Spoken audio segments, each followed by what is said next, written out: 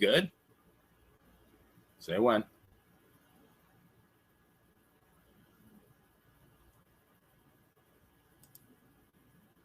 There we go. All right. Well, welcome all to the very first episode of the Playa Unplugged. And in case you don't know, I'm Benny. Hang on, technical difficulty. Got that out of the way. I'm Benny Scala, aka the Playa, aka many other names which cannot be repeated here for purposes of decency. Now, you may know me from Dan and Benny in the Ring, The 30, or maybe even True Crime. I sound like that Troy McClure guy from The Simpsons. Hi, I'm Troy McClure. And you may know me from adult films like Stiff Competition, Well Hung Jury, and Hard at Work. But I have to tell you, I am just a little teeny bit nervous because this is my very first solo interview. But fortunately, I have a delightful guest who I'm sure is going to make this a very memorable experience for both me and our listeners. Now, I'm going to try to get this right. She is an AUDHD coach and educator, the COO of the ND Unplugged, and the co-host of the sensational Sex Symbol podcast, the vivacious Vida Carey. Vida, welcome to the Playa Unplugged. Hey, thanks for having me. Yeah, absolute pleasure. And so now you were on the channel, it wasn't that long ago, right? A couple of weeks ago, and you did share all your experience and your background. But for the benefit of those who missed that, maybe just explain some of the things, because I don't even know, a bunch of initials there. About your experience, and then also how you happen to hook up get into podcasting with Anthula, your co-host. Yeah. So I was a public school teacher for a long time, and I worked with, I taught English for a long time, and then I taught special education. So this is ADHD, autism, dyslexia, dyspraxia, like all different kinds of things that kids struggle with. And when my students, because I taught high school, when they would graduate, there was not really anybody to help them in adult life. You know, like it doesn't go away because you turn 18 and walk across the stage. So I coach adults now with ADHD and ADHD, which is an autism / ADHD combo. And on top of all of this stuff, I also have autism and ADHD. And so it is one of those things. If you've ever met one neurodivergent person, which is the umbrella term for that, you've met one neurodivergent person, but we have lots of things. We can't sit still and we have to do all the things. And one of my things is writing erotica. And I met Anthula through writing erotica. And she loved all my short stories, and we got to talking. And I was like, we should really do a podcast because we're talking about some things that the public needs to know. Absolutely. Well, you know, you mentioned being an English teacher. So if this was a CSI episode and I was Horatio Kane, I could say, well, Vida, it looks like you went from dangling participles to dangling penises. But I can't do the scream thing. Sorry. Oh, yeah. And hopefully they're not dangling long, or I wouldn't be doing my job right. Exactly, right. Well, you know, I did listen to one of your episodes this morning, and it was really kind of surprised. Anthula asked you what you guys would be talking about. So you shared the subject with her, and then you guys are off to the races, totally unscripted. More of a comment than a question, but I'm just really impressed by that. Is that what you guys normally do? Yeah, I don't tell her the topic until we show up to shoot it. And then it's totally unscripted. These are our real hot takes on it, real life and crimes and things. And then, I mean, we do edit it for sound quality and put it out there on the internet, but that's really about it. So, I mean, you guys do that by design, though, the unscripted part. Do you think it would take away from the spontaneity if you did have an outline or a script? Yeah, I mean, for us, I do. I think part of the funniness of it is because Anthula's uncomfortable most of the time. And that really highlights kind of one of the reasons we started the podcast, is because all these people are having sex and people are really uncomfortable talking about it. But you can't make it better if you don't talk about it. Well, knowledge is power, right? I mean, yeah. Exactly. And I have noticed that, though, like in the amount of episodes I've listened to of yours is that you will catch her off guard quite often, and Yeah. she sounds flustered, but she recovers very quickly. I mean, you guys have a great chemistry, I have to say. Yeah, I think so too. And she does. She's hilarious and she's quick as a whip. And for her friend group, she is the most adventurous of her friend group. So, when she met me, I think she was kind of taken aback as she thought she knew a lot about sex, and then she was like, "Oh dear gosh, no." It's funny because on my Dan and Benny wrestling podcast, I am the Vida Carey of my podcast, and Dan Sebastiano, my co-host, he's the Antula. He's the straight guy, and I'm the guy with the outrageous statements, and he has to rein me in every once in a while. But we've been doing it for over 3 years, and it seems to work. So, but I do have to relate a story from many years ago, and actually 44 years ago, because I am old. We're talking 1980. And so I had recently gotten married to my first ex-wife and moved about 30 miles. I grew up in Long Island, New York. I graduated high school from a town called Farmingdale, which is like right down the middle of Long Island. And, the thing back then in 1980 was to get a cheaper place to live, you'd move out east towards Montauk Point. And so we moved about 30 miles away from home out east. But every Sunday, because I was a mama's boy, a typical Italian, right? Mama's boy. Yeah. Miss Mama's home cooking. So every Sunday we'd go back and visit with the folks, both, and they literally lived around the block from each other. So we'd kind of divvy up the time. But by around 8:00, it was time to go home. And one night I was messing around with the FM dial, and I happened upon Dr. Ruth Westheimer. And I think the name of the show was Sexually Speaking. And I was more amused than anything else. I mean, somebody would call and say, Dr. Ruth, I'm having sex with my Laza Opso. And are you using a contraceptive? But the point of me saying that is to contrast it, like what I heard on your podcast. So I didn't realize, but I did a little bit of research. And Dr. Ruth, I thought she was probably about 80 years old in 1980, but she was only 52. But, at the time when you're 25, and you're listening to what sounds like a grandmother, Right. and let's face it. And Dr. Ruth, actually, happy birthday, Dr. Ruth. Next Tuesday, she'll be 96 years young. God bless her. Awesome. But, she's a very nice lady, but she's also not ever going to be confused with Tom Brady's ex-wife. So seeing and hearing a couple of younger, attractive, intelligent, and very clever women chatting about sex, to me, makes it a bit more relatable. Does that make sense? Yeah, 100%. I mean, the thing is too, 50-year-old women don't look like they did in 1980 now. Ann Thula's in her 50s, and I'm 44, so we're in the ballpark of Dr. Ruth when she started, but it's our perception of people. She was an old woman when she started her show, and that's what was so shocking in the 80s is this older woman was very just openly talking about sex and giving people advice, and people ate that up. But the tide shifts, and yeah, it's controversial to say, but people like to hear advice from pretty people. Yeah, no, that absolutely makes sense. And it just, I think you said it in so many words, but a 52-year-old woman in 2024 versus a 52-year-old woman in 1980, not the same thing, right? Right. I mean, all the Golden Girls on that show, like, Blanche comes to live with them, and she's like 45 or Right. something in that show. So it's like, good Lord. Yeah, I got you.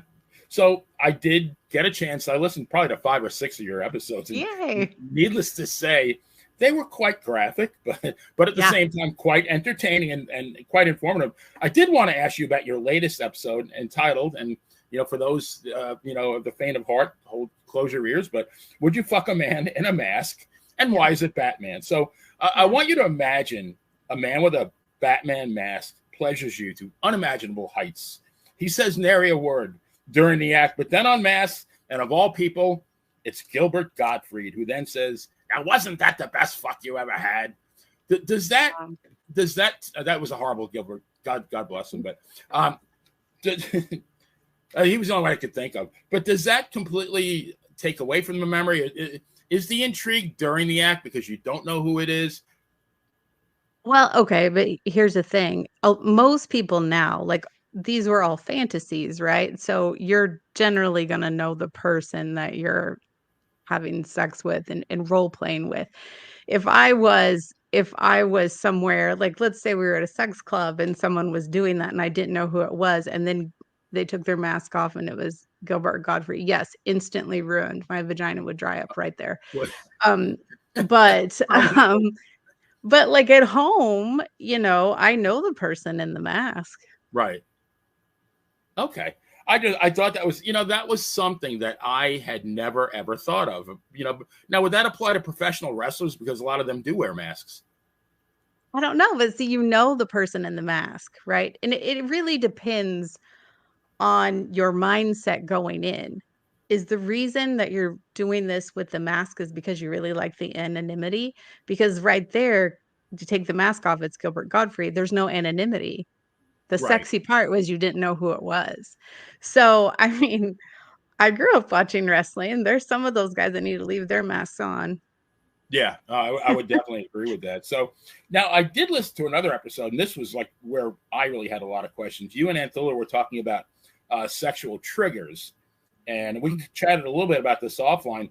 But I was curious to learn a bit more. So I happen to be with two different younger women, ironically both born in 1979. But and the first time it was on the phone, I was working as a finance manager at a Nissan dealership, and it was a long distance relationship. She was in Florida, I was in Minnesota, and I was telling her that how I was able to close a really great deal. And I was talking about like how I had to rein the customer in and take control, and all of a sudden I hear her breathing heavily. And I asked her why. And she said I sounded intelligent and in control, and I was turning her on. And the second example was another young lady. We were looking at houses, and so the realtor and actually I am now a licensed Florida realtor, but I wasn't then. But and I'm a numbers guy, so we're throwing numbers around. And my nickname a long time ago was Rain Man. Hopefully not because I'm an idiot savant, but I am very quick with numbers. But well, we went back to her place, and she pretty much she forced herself upon me, which I didn't mind a whole lot. But I asked her what that was all about, and she said that she was really turned on by how I was conversing with the realtor. So, is the perception of intelligence a trigger as far as a turn on? And can you give us a few more examples of things that might flip that desire switch? Yeah, I women like confidence. Like, so it could be whatever, like confidence, competence. These are people that know what they're doing. Like, you don't have to be super forceful with a woman. You just have to know what you're doing. And it doesn't even have to be in the sexual realm. Like these things that we were talking about in the show were um the competence of our husbands in these certain situations. So women find mechanics really attractive. Like the whole thing about working on a car, because it's not because they can fix all the things and stuff. It's because they're competent and they know what they're doing. They're not um, insecure about their ability. So if you find something that someone is really competent in and you hear them talk about it and you're already attracted to that person, ooh, it's like, yeah, keep talking. But it doesn't have to even be verbal, correct? Because I think the example you used was that your husband does tattoos, and when he put his glove on, and that snap of the glove, that flipped the switch for you, right? Yeah, because okay, people are stimulated by their senses. So it could be something you hear, it could be words, it could be something you see, it could be something you smell, right? That triggers some kind of sexual response in you. And yeah, my husband was putting on his rubber gloves and they snapped on his wrist. And that was like, oh, but it was him getting his stuff out. He was competent in this arena. He wasn't insecure. He didn't have questions. He knew what he was doing. Like, a competent person is sexy. Yeah. So it's not even so much the actual like native intelligence. It's more the confidence that you are good at what you do or who you Yeah. are. Okay. That Yeah, I mean, people talk about it with women too. Like, a confident woman commands the attention of everyone that walks in the room because she knows what she's doing and she's really not worried about other people. Like she's not being a bitch. She just knows like I'm here. I'm like gonna do whatever and I don't need anybody's help. So people look. Same thing with the man. Yeah.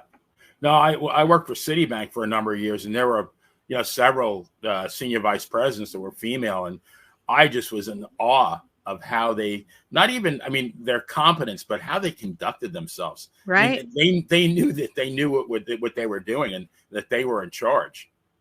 Mm-hmm. And I like that. I mean, yeah, people find that really sexy. it Now you was. can find a wounded character sexy, but it's in a very different you're in a very different frame of mind. So how would that be? Explain.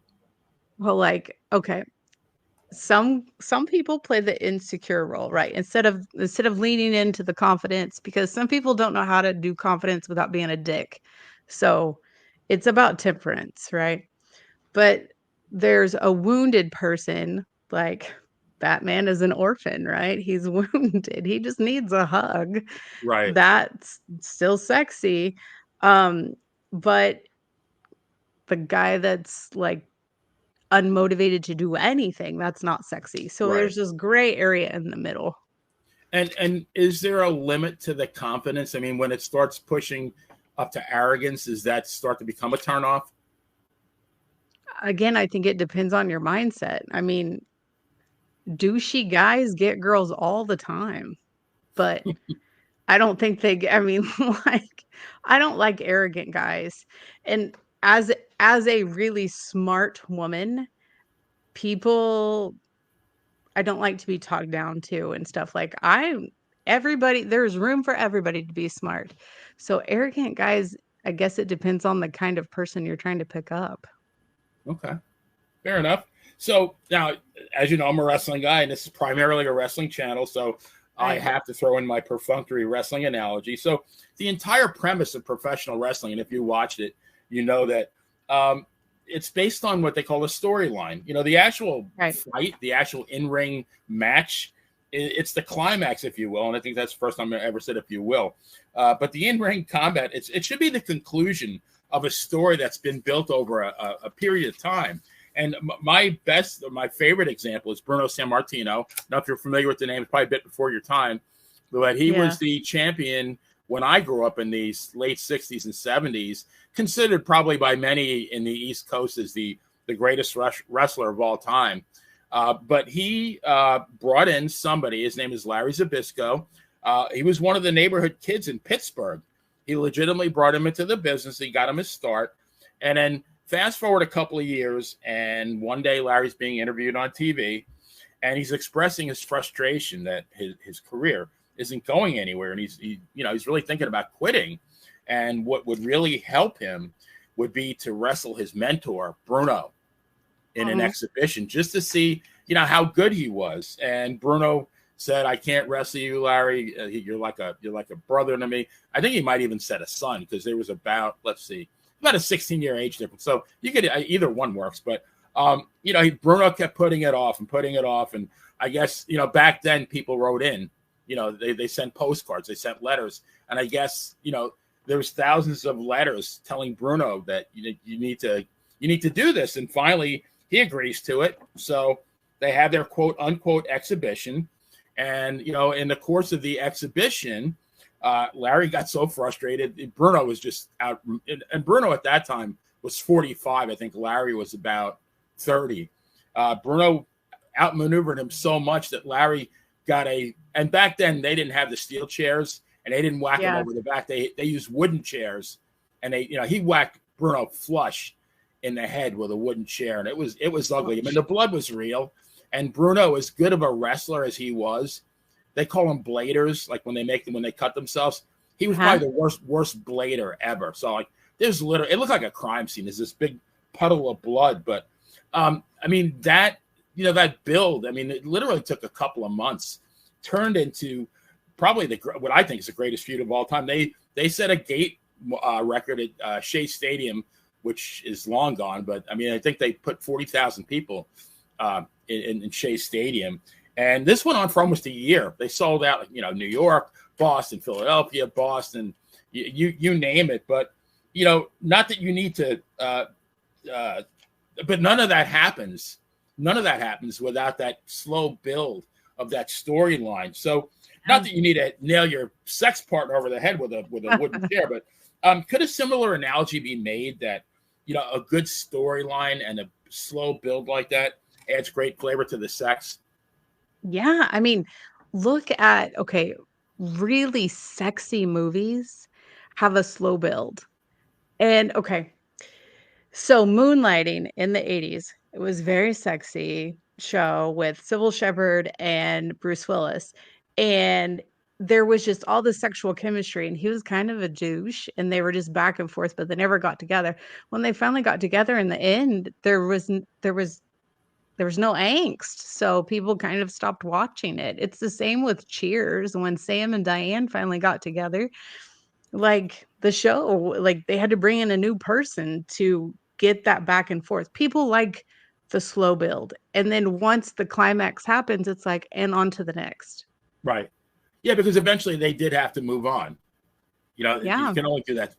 But I mean, it really did. I mean, it lasted forever. And it was, I think, had they not had that very, very slow, it was almost torturous build up. Like every week on TV, you waited to see what was going to happen next. And they didn't always give you a lot, but just enough to make you tune in for next week to see what was going to happen. But yeah. This is the perfect analogy for foreplay and sex. Like, we need the buildup. Like, Right. people are, "Oh, I don't wanna do foreplay, it takes too long," and I'm like, "Well, if you want your climax to be good, you should do that." Right. It's you can't have great sex if you're a selfish lover. Like, you should just not even buy a ticket. Well, Like, and why would you be in a hurry? I mean, that's my question. I don't know, but people out there are having really shitty sex because they're misinformed and they're in a hurry, and I'm like, "Slow down. And Take your hence time." the need for your podcast, right? Yeah. So now this is something I've struggled with my entire life. And I think there's many others out there that when I ask this question, they're going to say that they identify. So I work a lot of home shows in the Tampa Bay area. I get approached by a lot of females, some of whom are quite friendly. And I did have one who called me eye candy, and that was very flattering, but I did kind of feel bad when she tripped over her oxygen tank. But in all seriousness, in my entire life, and this is like, I'm being totally transparent here, I have never had a clue if somebody is just being friendly or they're flirting. So my question is, what signals do females throw out, both subtle and overt, to indicate that there is an actual interest beyond friendship? See, okay. I I am the girl that I don't normally know when people are flirting with me. Like, my husband has to just say, like, "Babe, you think you're just being nice to this person? They're flirting with you." And so, I think people just need to ask. I tell my kids all the time, like, we'll be watching movies, in the beginning of the movie, like, someone has an assumption, and they spend the rest of this movie doing shenanigans that would have been over in 5 minutes if they just asked a question. So it's like, if you wonder if someone is flirting with you, ask them. Now you can practice this. Don't just be like, "Hey, are you flirting with me?" Like, if you wanna seem smoother, you can practice it, try it a couple different times, like, you don't have to do it on her, like, do it in the mirror or whatever, but I think that people like it to be vague when they flirt in case it's not reciprocated. So what you're saying is that the female, like say it's a female who is perceived to do the flirting, they're going to do it in a way that they could possibly say, "Oh no, I was just being friendly with you," even though they might have been flirting. I think everybody that flirts likes to leave some kind of vagueness out there. So if it's not reciprocated, they could just be like, "Oh, I was just joking," or whatever. Because that's a harsh rejection when someone's flirting with you and you're not into it and you tell them like, "Hey, I'm not into it." So I think everybody swims in that vague soup. That's why really direct people shock. people. It's like if we were talking and I'm just like, "Hey, are you flirting with me? Is that what you're going for?" It takes people aback. So then they have to commit. They have to either say, "Yes, I was flirting with you." Like, "Are you into that?" Or they have to be like, "Oh, no, I was just kidding." But direct people freak people out. Yeah. It's kind of like scary though, like because if you ask that question, then you run the risk of the other person saying no, I wasn't, and then you kind of feel rejected, though, right? You can, But I or guess you that's a can chance you got to just take. you could just chalk it up to like, "Okay, I'm glad we didn't waste time with me assuming that you were flirting with me," Right. like, you don't I think people I mean, I'm from Oklahoma, so especially down here in the Southern Midwest area, people do a lot of things out of politeness, right? That it's just like, "No, no, I'm just gonna ask you because I don't want to go home and be like, 'Was that person flirting with me?'" So Yeah. It's something. I mean, I literally have, and when I was younger, it would be, "Hey, Benny, so and so likes you," because she, So then you had the advantage of your friend talk to her friend, and so like they had the inside info. But I needed that inside info before I made my move. But I guess yeah. nowadays you kind of just have to go. Like you said, you got to be a little bit more direct. Well, and I think being a direct person takes a level of bravery. Like, if even if it's in your job, right? If you're gonna put yourself out there, like, "I volunteer for that. I can do that." And then you can't deliver, well, they're not gonna give you a shot again. So, Right. whenever you step into the arena, you have to be brave. Yeah. No, that makes sense. So, I did also listen to the "Sex Toys Broke My Vagina" episode. I love the names that they are so. I read through the whole list just so I could. They're very catchy, but I Oh, found that thank one you. quite interesting, and I mean so much that I think that should be required listening for any adult, both male and female. It's almost a public service announcement. And Yeah, I know that when I do my wrestling podcast, I mean, of course the goal is to be entertaining, but we are also really trying to impart a lot of the history of professional wrestling. So, right. do you feel that like what you're doing, you and Attila, it's kind of a mix of both entertainment and education? Absolutely. Because, I mean, remember, I was a teacher for a long time. People learn better when they're entertained. People learn better when they are laughing, when they're having fun, when they're playing. So, yeah, it's education that people don't even know they're getting. Size Matters is one of our biggest listened to episodes. And I think that one should be a public service announcement that everyone should listen to because the whole point of that episode is it's really about the hustle. It's not about the size. Right. Got the game, right? Yeah, like how skilled of a lover are you? Like if you're swinging a warhammer and still don't have any skill, that does you nothing. Right. Exactly. It's it's how you have to know how to use the tool. Yeah. So I did want to ask you about the. I feel like you're gonna have to invoice me after this episode because like I almost should be laying on the couch asking these questions, but I Oh, did want it's to ask. fine. I coach people like I do ADHD and ADHD coaching, but I also coach people with sex and intimacy. So go ahead, ask. Okay, so I wanted to ask you about the psychological implications of sex. So several months ago, I went to a Tampa Bay Bucks game with a very attractive 26-year-old ex coworker. I don't know if she's listening or not, and that's how I got my Playa moniker. And now in my mind, because she was an ex coworker, we worked together for a couple of years. All it was two friends hanging out and having a good time. But now, if I somehow let it creep into my mind that there was even a 5% chance that I was going to get lucky, it would have completely changed the dynamics of the day, at least in my mind. So why does the physical act of sex have such a huge influence on our behavior? Because it now people are working towards a goal. Their interactions are not authentic. It's not just two people hanging out watching a game. It's a guy trying to get laid or a girl Right, trying to get laid. It's like there is this thing at the end. And then people overthink it because that's the killer of all orgasms is overthinking. And so people overthink it and they just run it because they're all awkward and like, I don't know. It's just be calm, be yourself, make her laugh. That'll drop her panties faster than anything else. Like, just if you get sex at the end of whatever interaction, just be lucky that they let you in the room. Like, Right. don't try to make that your end goal, because then everything you do is kind of sleazy because you're just trying to get in her pants. So, I mean, just the whole key is to be genuine, you know, not expect anything, let the event progress on its own organically, and then whatever happens, happens. Did I get that right? Right.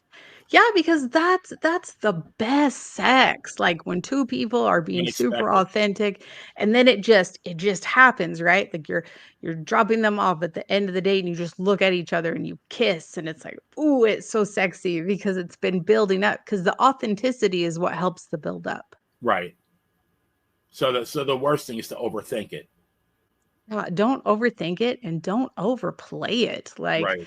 I mean, okay, wrestling, right? There are people that, like, overplay, like, their marks and all that stuff, and I don't know, you want it to be believable, you need to be The authentic. I can tell you the worst matches are the guys who they call it overselling. You know, Yeah, the whole. I mean, the best thing about a wrestler that what makes them great is their ability to sell. And yeah, but there's a fine line between not selling enough or selling too much. You got to sell it just right. So yeah, that makes a lot of sense. It's amazing. Wrestling and sex have a lot in common. oh, yeah, they do. Storytelling has a lot to do with it. Yeah, excellent. So another episode I liked was the art of the naked selfie, and I liked it because you really kind of segued into you made I don't know how you said it, but you said something like typically we tend to put ourselves last, and Yeah, you kind of segued into loving yourself, which makes sense, before you can be loved by others. And I always use the example, when you're on a plane and the whoever the flight attendant tells absolutely. you, when the oxygen mask drops down and you have a young child, put it over your mouth first and stabilize yourself before you, and then, because the whole point is you can't take care of your child unless you are, okay. And I think it's Right. a lot of it's the same way. Like nobody's going to love you unless you love yourself first. So, Yeah. was your point that, you take that naked selfie and you feel good about it, and then you feel attractive, and then you by default you become more attractive to others. Exactly. That's the thing. You have to be your biggest hype man, biggest hype woman. You have to be not like, you don't have to be super in love with yourself, but you have to like who you are. And this world is full of body dysmorphia. Like, we look in a mirror, we don't really see our reflection. We see some weird fun house mirror reflection, like nobody is loves their body. Nobody does this, does that. And the naked selfie for me started as a way, it's like, I'm in my 40s and I've had 2 kids, and you know, I can still be sexy, but I have to believe it. It doesn't matter if my husband tells me I'm sexy all the time. It doesn't matter if strangers hit on me and there's some external validation too. If I'm not happy with the naked woman lying on my bed after a shower, like, then all of those accolades don't matter.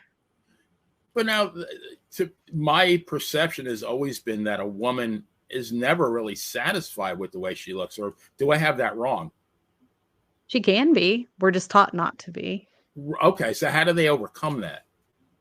Well, it's the deal about falling in love with your imperfections, about knowing that you don't have to be perfect. And it is historical, it's societal, it's pop culture, it's all these things.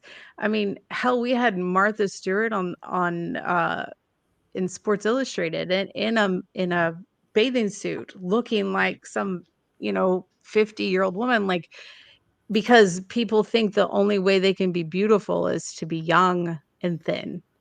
And it's like, again, I can be beautiful no matter what my shape or size is, because it really depends on my inner being. Like, do I think I'm sexy? Do I think I'm pretty? Like, that's what sells it. Guys too. Guys have body dysmorphia too. Nobody talks about this, but it's like for guys to be super sexy, they have to be like ripped. They can be older, but they still have to like have this persona and they have to be all this stuff. And it's like, that's bullshit. Why can't people just be happy? Like, this is the body you got. Stop wishing for anything else. And like, let's just figure out how to work with what we got. But I mean, but at the same time, though, I mean, if you're a woman and you see a guy like that, I mean, don't you kind of admire the fact that, like, say, I'm going to be 69 June 24th. I still go to the gym probably 5 times a week because I still care what I look like.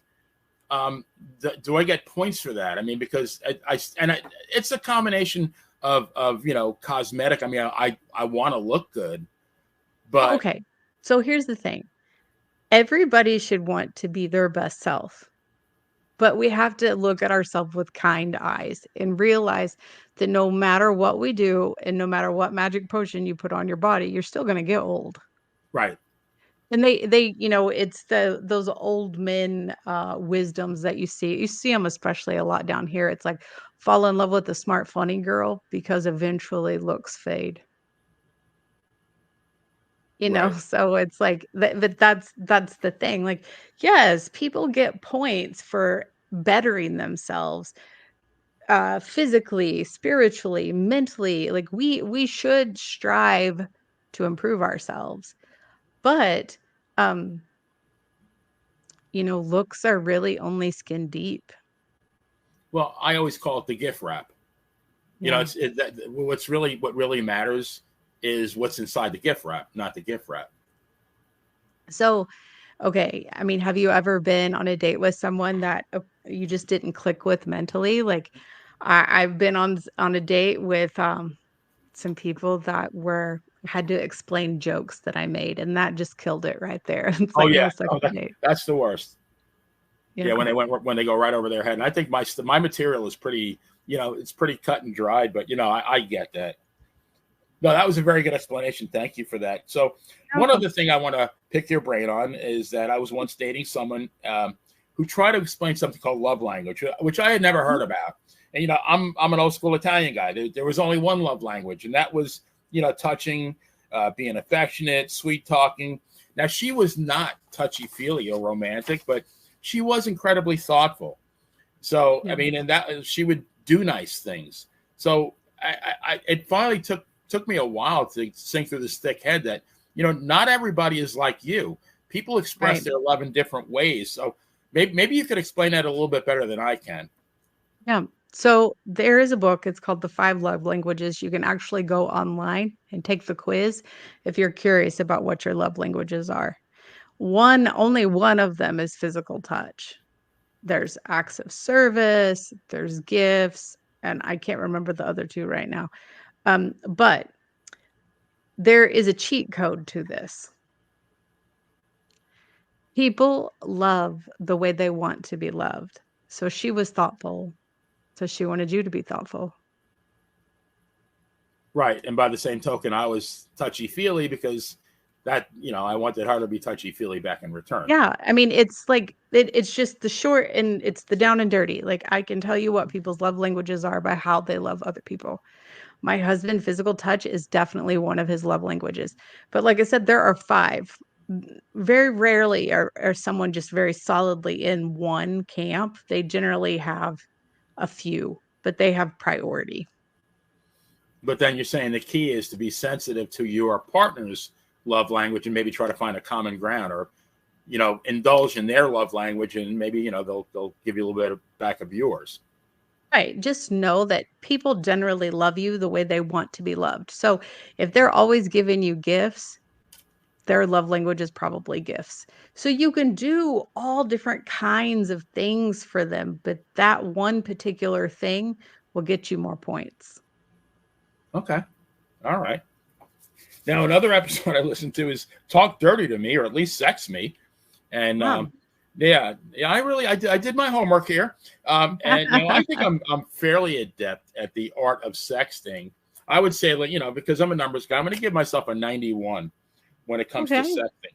Yeah, but now if that same person that I'm sexting calls me, my 91 goes to about a 78, and then if they say meet me for lunch, I'm probably about a 61 by the time I'm face to face with them. So I guess my question is, number one, is this normal? And two, how do I get that 61, in person back up to the 91 that I was able to do, on my phone? Well, it is very normal. And the reason that the closer the interaction goes, like your game goes down, is because you don't take your time to respond. When you're texting someone, there is a pause. Like you can't see them. You're not reading their body language. You're just funny, sending messages, quick quips. It's the thing. But when they're talking to you on the phone, now you're getting more data. You're getting to hear their voice, like their laugh, their pauses, whatever. So again, we overthink it.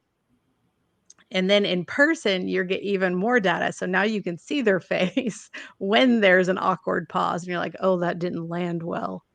And so it makes us nervous about what we say. Yeah. Yeah, you can't just walk up to somebody and just say LOL. It's not going to work, right? I mean, I've heard people say it.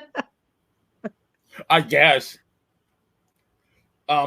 Now, maybe something I should ask you in the beginning, and an obvious question, but number one, are you enjoying yourself doing the podcast? I think I can answer that for you because it seems like you guys are having a blast, especially you. Although I think Aunt is enjoying herself as well. And number two, will you guys possibly go the YouTube route? And number three, is a Vida Carey sex book in the future? Mm. Okay, so let's take them in turn. So number 1, yes, I'm having fun. That's what we keep asking each other, like, "Are you still having fun?" Because 'Cause we're not making any money doing this. Would we No, like to make money doing this? Hell yes, but we're not. So it's gotta be fun. And, that's go would ahead. you be going the video route eventually on The YouTube? video route, I would love to do the video route. I do post clips on YouTube and stuff like that, and I try to post them on our socials because seeing Anthula's face or even seeing my face when some of the interactions are going on, oh, it's solid gold. So eventually, I will try to talk her into doing that or maybe doing one that's just a raw live episode that we put out. But Anthula likes to have it's the deal about having control over the message. She likes to edit them. She likes to edit them. And then last, a sex book, yes, I want to write a sex books, that would be amazing. Like, I have lots of erotica short stories published, and I would like to write stories, more, but I think people need some help. I think people need a self-help sex book that's told by someone who's not afraid to say the thing that needs to be said, and because most sex books are clinical. Right. Now, what kind of, like, as far as like the length of the erotica? Because I write, and I've wanted to write a wrestling book for a couple of years now, and I've actually had a couple of wrestlers who have agreed to let me do it if I wanted. That's But awesome. yeah, yeah, and I mean that would be a thrill. I mean, but the thing is, I've written, I think, 36 short stories now for the Pro Mhm. Wrestling Stories website.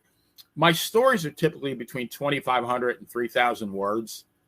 Yeah, that's Um, about a normal short story. That's kind of right. what I've been writing. Sometimes I write micro stories depending on the publishing agency, but, a book is generally about 70,000 words. So it's probably about the sum total of all the stories I've written so far. Yeah, but you could do it. You just have to do it a piece at a time. Yeah. So that would be something that you'd want to do. Yeah, I really do, and I think it's the teacher in me. It's like I can take topics that are not fun and make them fun, and I can teach people stuff. So I do think that people need someone that's not afraid to talk about sex, that's not afraid to laugh and make it fun, and then also not afraid to tell people like, "Yeah, this one time I tried that and I fucked it all up," or I did something like it went wrong, or I hurt myself, or whatever, because people are so used to the polished highlight reel of like Instagram that they don't realize they're hungry for real life authenticity. You know, I'm glad you said that because that is one of the things that I do like about your show. You guys are very, very transparent. You like you say things that you tried that didn't work.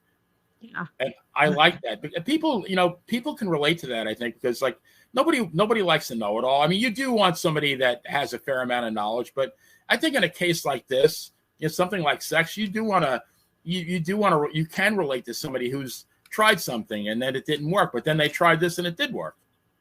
Well, and I think that's one of the things that makes our show really accessible to people because I talk about it in the show. I'm like, if you're trying to talk to your partner about something, say like, hey, I listened to these two crazy ladies on this podcast and they were talking about this ridiculous thing. Maybe we could try it because people need something to hang their conversation on. Because to be brave to just step out and be like, I would really like to try anal, that is, you have to be brave to do that. But to say, like, I heard a podcast about these ladies and maybe we could listen to the podcast. Maybe we could try that. That's a different kind of, that's dipping your toe into the water instead of just jumping in. Yeah. And you guys, I would think, I mean, the average Joe who's listening, they're going to connect to you guys because, you're two normal people and you're just, you're two very good friends and you're talking about sex with each other. And as far as, this worked, this didn't work. And I think that's, to me, that's the biggest appeal of the podcast is your, candidness, but also your transparency and, not knowing everything right from the get-go and learning things by trial and error. Well, I'm thrilled. I want people to listen to it and be entertained, but I want them to learn stuff too. So, you always save the best for last. And I have to ask you to please elaborate for both myself and the millions of people who are going to watch this, hopefully. Elaborate on the term, don't hit and run your pussy. I hope you need to copyright that because that is like, that's great. And Thula's always telling me she'll tell me, she goes, write that down. Write that down. I'll say stuff. And I agree. So don't hit and run your pussy. We were talking about masturbation and we were talking about how long does it take you to get off. So if you had a daily masturbatory practice, how long are you going to spend on it? Are you going to spend 15 minutes, 30 minutes? Like, what are you going to do? And she goes, and Phil goes, 15 minutes? Like, I'm like a 5-minute get in, get out. And I'm like, oh, don't hit and run your pussy. You need to spend some time with it. The old hit and run. Nobody needs a hit and run. I was going to see. I mean, there's a lot of chat, a lot of activity in the chat room, and yay! I was kind of see if, yeah. I mean, I'm glad because a lot of times you'll, we'll be talking about wrestling, and then you'll check the chat room, and then there's, people are talking about the Yankee game with, Juan Soto just had a home run, so at least everybody's on the topic of sex, but which I really like, but I really can't thank you enough for being my first. So you popped my solo podcasting cherry, and I thank you for that. And I think you guys are doing a phenomenal job, and I really think your podcast is going to go viral in the near future. So I really hope so. Oh no, it has to. And do you have a final word for you call them your sex symbols out there? Yeah, I do. Okay, so for all you sex symbols out there, I want you to explore your body first. Yes, I'm telling you to go masturbate, but like explore your whole body. Explore your body, explore your partner's body, and have a conversation. You cannot make it better if you can't talk about it. Okay, dope. Well, I did. Maria, who is the first lady of wrestling, who is one of, she is such a loyal member of our family. She listens to, watches all our shows. She made the comment, turn off the lights, Teddy Pendergrass. I mean, does music help when you do that? Oh, I mean, for some people, not all people, right? Okay, some people like it warm, some people like it cold, like in the room where you have sex. Some people like the lights on, some people like the lights off, music, no music, it's whatever. But probably music because if you are a parent and you have kids, the music cuts off the outside noise.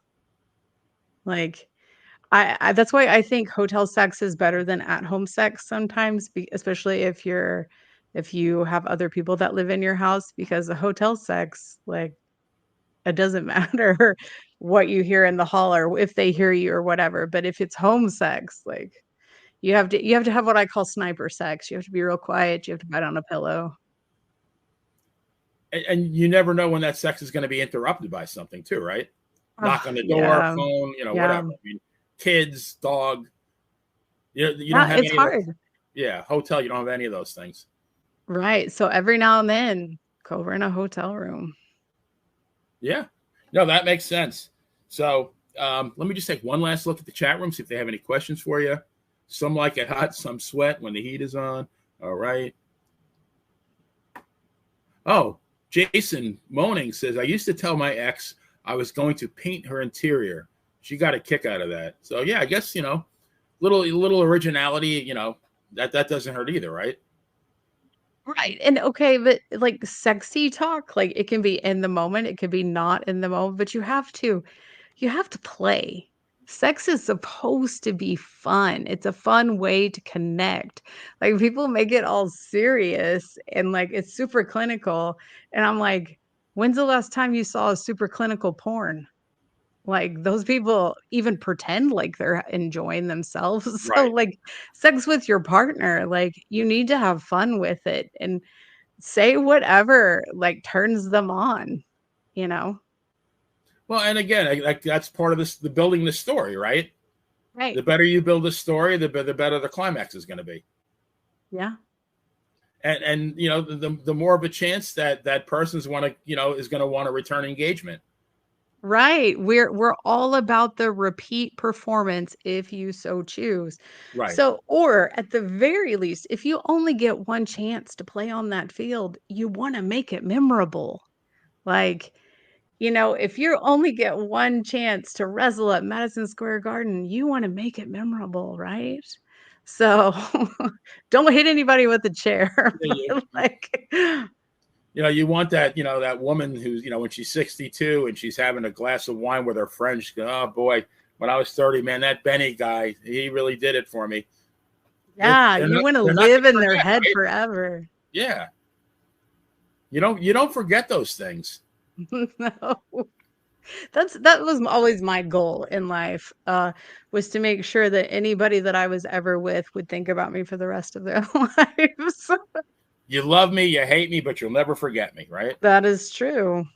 All right. So, folks, there you have it. And I hope you enjoyed this as much as I did. I got to tell you, Vida, I was a nervous wreck in the beginning. So I want to I thank you know. because you were, it was that obvious. But I'm usually very, very good at hiding my anxiety, but only because like Mm. this is something I could talk about wrestling from now until next week Right. without even taking a breath, you know. But when it comes to something like this is very awkward. I mean, I'm in my 61, or maybe even 76. I'm not the 91. If we get off the air here, I can go back to my 91. But yeah, I'm probably like about 68 right now. But no, so I do want to thank you for being a great guest and for helping me through this. Everybody out there, please hit the like button and subscribe to this great channel, Monty and the Pharaoh. A lot of good content, and keep your eye out or two eyes if you have them both, for the next episode of the Playa Unplugged. The play is out, but don't despair. I'll be back. There is no doubt. Good night, folks, Hi, guys. and we're out. So Mike isn't back yet. I think we're going to have to sign off, and then he's going to have to edit it. Sure. Okay. But thank you again, Vi. It was absolutely a pleasure. You're welcome. I'll see you later. All right. Have a good night. Bye-bye.